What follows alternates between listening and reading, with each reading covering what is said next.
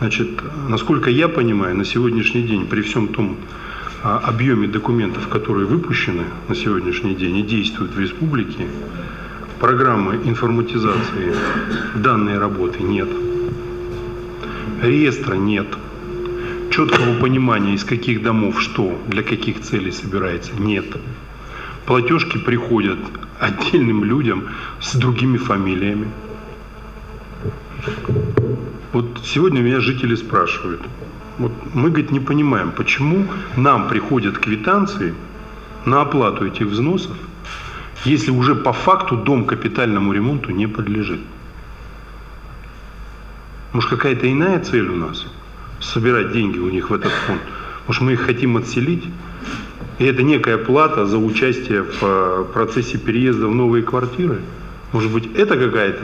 Тогда понятно, для чего мы людей стимулируем тем, чтобы они сдавали деньги. Мы говорим: уважаемые друзья, вот сейчас мы наберем нужную сумму в фонде, часть пойдет на капитальный ремонт, а часть будет софинансирование вас из этих домов в качестве отселения. Мы сейчас будем программу делать, у нас эта программа заработает, мы начнем, условно говоря, бараки сносить, вы будете получать на этом месте новое качественное жилье. Вот что я должен отвечать людям в рамках тех вопросов, которые они мне задают? Можно вот понять? Да, значит, Сергей Анатольевич, у нас в связи с тем, что очень, так скажем, трудно шла разработка программы, которая, в свою очередь, позволяет, значит, вести учет и производить начисления взносов высокопремонт.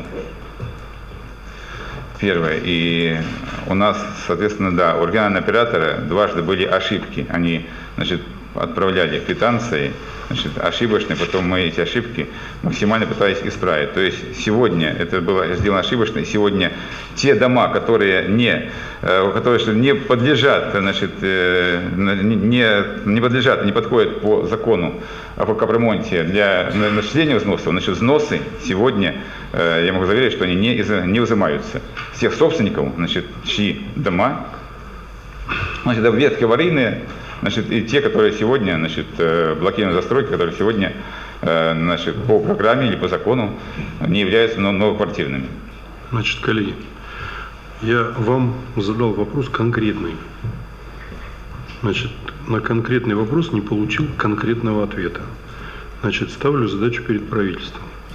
Если такие факты есть, у вас эти дома не подлежат капитальному ремонту, платежки им направляются, значит, с момента первой платежки по сегодняшний день все деньги вернуть тем, кто принципиально заплатил и кто выполнил вот эти вот, условно говоря, платежные требования.